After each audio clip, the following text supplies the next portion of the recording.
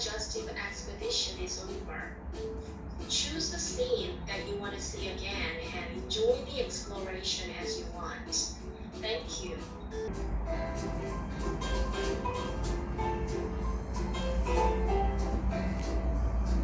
Now, let's get into the body as if we were food. Let's look at the phenomena occurring in the mouth, esophagus, stomach, small intestines, and large intestines. And we are going to look at each function of the digestive organs. Now, we're in the mouth. The mouth is a digestive organ that chews food. It digests starch by secreting saliva from the salivary glands under the ears, jaw, and tongue.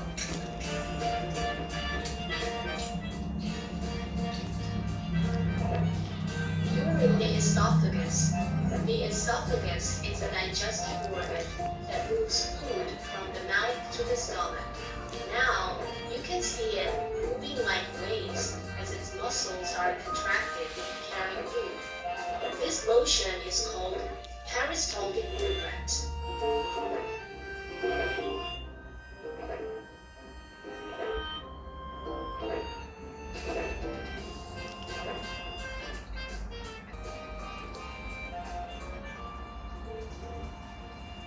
You're in a large intestine. The large intestine is about 1.5 liters in total, and thicker and shorter than small intestines.